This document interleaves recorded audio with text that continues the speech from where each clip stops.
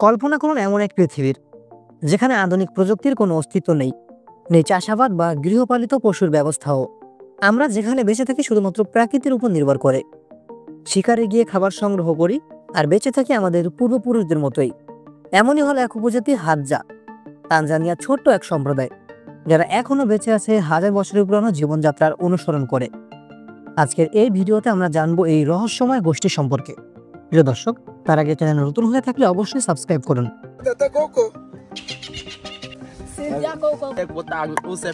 Hadza উপজাতিরা পূর্ব আফ্রিকার তানজানিয়ার লেকিয়াসি অঞ্চলে বসবাস করে।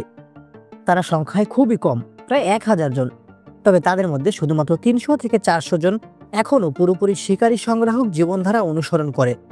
হাদজা সম্প্রদায়ের লোকজন তাদের নিজেদের ভাষায় কথা বলে, যা এক বিশেষ ধরনের কিলিক ল্যাঙ্গুয়েজ, যা আফ্রিকার বেশ কিছু উপজাতির ভাষার সাথে সাদৃশ্যপূর্ণ।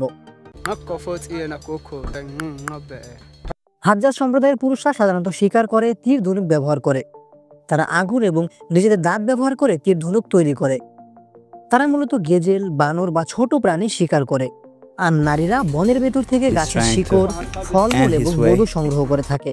তাদের সমাজে নির্দিষ্ট কোনো নেতা নেই, সম্পত্তির মালিকানারও ধারণা নেই, সবকিছু ভাগ করে খাওয়া হয়।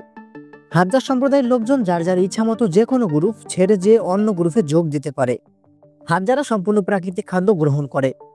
তাদের খাদ্য তালিকায় রয়েছে শিকার করা পশুর মাংস, বুনো ফল, শিকড় এবং মৌচাকের মধু। বিজ্ঞানীরা মনে করেন হাদজাদের খাদ্যাভ্যাস তাদের সুস্থ রাখে এবং আধুনিক সমাজে ডায়াবেটিক্স, হৃদরোগের মতো রোগ এদের মধ্যে দেখা যায় না। তারা প্রচুর হাঁটে, দৌড়ায় এবং কঠোর পরিশ্রম করে, যা তাদের ফিট এবং শক্তিশালী রাখে। হাদজারা প্রকৃতির সাথে নিবিড়ভাবে জড়িত। তাদের ধর্মীয় বিশ্বাস মূলত প্রকৃতিকে কেন্দ্র করে। তারা মনে করে আগুন, বৃষ্টি এবং প্রাণীরা তাদের জীবনের একটি অংশ, এবং কোনো নির্দিষ্ট ধর্মীয় প্রতিষ্ঠান বা গ্রন্থ নেই তাদের। তবে তারা নানা ধরনের নাচ, গান এবং গল্প বলার মাধ্যমে নিজেদের সংস্কৃতিকে সংরক্ষণ করে।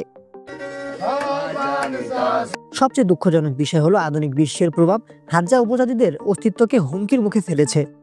কৃষি এবং খনি সম্প্রসারণের ফলে তাদের বাসস্থানের ভূমি সংকুচিত হচ্ছে। অনেক যুবক আধুনিক পোশাক পরছে, শহরে চলে যাচ্ছে কাজের খোঁজে, আর তাদের প্রথাগত জীবন দ্বারা হারিয়ে যাচ্ছে। তবে কিছু সংস্থা তাদের সংস্কৃতি সংরক্ষণের জন্য কাজ করছে, যাতে তাদের জীবনযাত্রা বজায় রাখতে পারে। হাদজা উপজাতিরা আমাদের মনে করিয়ে দেয় কিভাবে হাজার বছরের পুরানো জীবনধারা এখনো টিকে আছে। তারা শুধুমাত্র একটি উপজাতি নয়, তারা এক জীবন্ত ইতিহাস, যা আমাদের পূর্বপুরুষদের জীবন সম্পর্কে জানার সুযোগ করে দেয়। তবে প্রশ্ন হলো, আমরা কি তাদের টিকে থাকার জন্য যথেষ্ট কাজ করছি?